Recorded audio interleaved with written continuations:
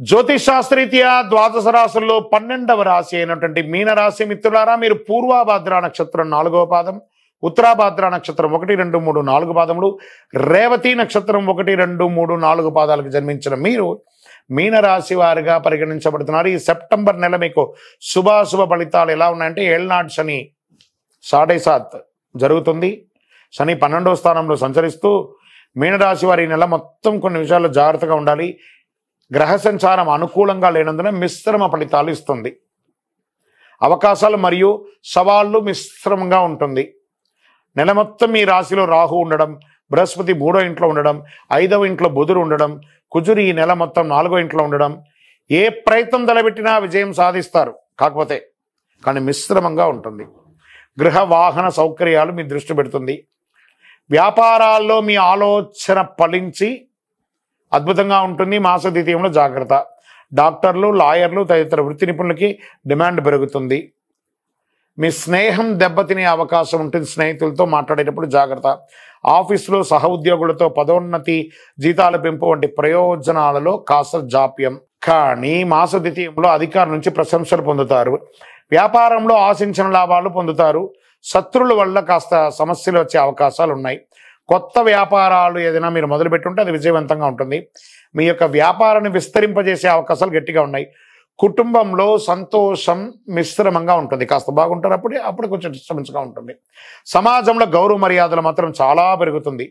బంధువులు, స్నేహితులు ఎంతో సహకరిస్తారు. మాస ద్వితీయంలో భార్యాభర్తల మధ్య అన్యోన్యత పెరుగుతుంది. నెలాఖరులో చిన్న చిన్న అభిప్రాయాలు రావచ్చు, కానీ ఏమి ప్రభావం ఉండదు.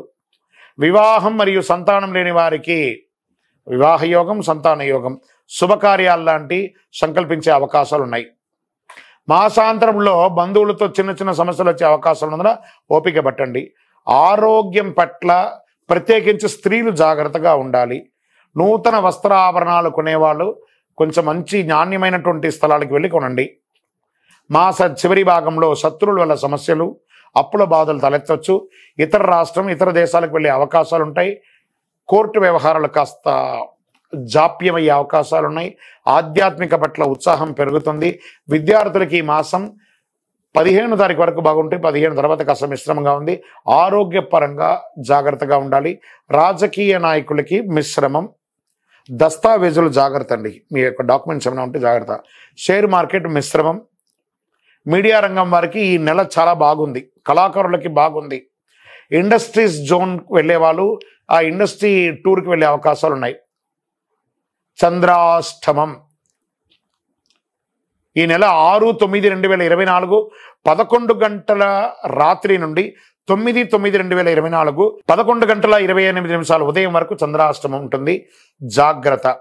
మంచి రోజులు ఏమైనా ఉన్నాయా సెప్టెంబర్లో అంటే 1, 3, 10, 13, 22, 27 ఇలా బాగుందని చెప్పచ్చు. పరిహారం ఏమైనా ఉందా ఈ నెల అనుకుంటే, నవగ్రహ సన్నిధిలో గురు భగవానికి నూనె దీపం వెలిగించండి. పసుపు పూలతో పూజించండి. శని భగవానుడికి ప్రార్థన చేయండి. శని భగవానుడికి 19 ప్రదక్షిణాలు చేయండి. దక్షిణామూర్తి శ్లోకం చేయండి. మీ వయసు ఎంత ఉందో అన్ని దీపాలు వెలిగించండి. కరుంగాళి మాల ధరించండి. మీ యొక్క సంపూర్ణ జాతకం తెలుసుకోవాలనుకుంటే మీ పరిసర ప్రాంతాల్లో ఉన్న జ్యోతిషాస్త్ర నిపుణులను సంప్రదించండి. లేదా మా ద్వారానే తెలుసుకోవాలనుకున్నారా, కింది నెంబర్కి మీ date of birth, time of birth, place of birth WhatsApp చేయండి. జ్యోతిషాస్త్రం పడుతున్న వర్షానికి గొడుగు మాత్రమే కానీ జీవితం కాదు. మిమ్మల్ని మీరు నమ్మండి, దైవాన్ని నమ్మండి. విజయోస్తు. ఈ యొక్క ద్వాదశ రాశుల ద్వారా మేము చెప్పినటువంటి యొక్క రాశి ఫలితాలని చూస్తున్నటువంటి మా యొక్క బంధుమిత్రులందరికీ నమస్సుమాంజలు. మీరందరూ కూడా ఆయురారోగ్య ఐశ్వర్య భోగభాగ్యాలతో ఉండాలని అఖిలాండ కోటి బ్రహ్మాండ నాయకుడు శ్రీ ధర్మశాస్త్ర అయ్యప్ప స్వామి వారిని ప్రార్థన చేసుకుంటున్నాం. తిరుపతిలో అయ్యప్ప స్వామి వారి 18 అవతారాల దేవాలయాన్ని బ్రహ్మశ్రీ డాక్టర్ చంద్రమౌళి గురుస్వామి గారు నిర్మించారు మీకోసమే. మీరు తిరుపతికి వచ్చినప్పుడు కపిలి తీర్థానికి దగ్గరలో జీవకోన అనే ప్రాంతంలో ఈ దేవాలయం నిర్మించాం. దర్శించుకోండి. మీకోసం మన దేవాలయంలో లోకక్షేమం కోసం ప్రార్థన చేస్తాను. Vande Mataram, Vande Mataram, Vande Mataram. 89 doctors day special కుటుంబ సభ్యుల మెడిసిన్ పై 50% తగ్గింపు. డాక్టర్ కన్సల్టేషన్ ఉచితం. డైట్ మరియు ఎక్సర్సైజ్ చార్ట్, ఇమ్యూనిటీ బూస్టర్ మరియు ఫ్రీ కౌన్సిలింగ్. అన్ని రకాల అనారోగ్య సమస్యలకు 89 తో పరిష్కారం.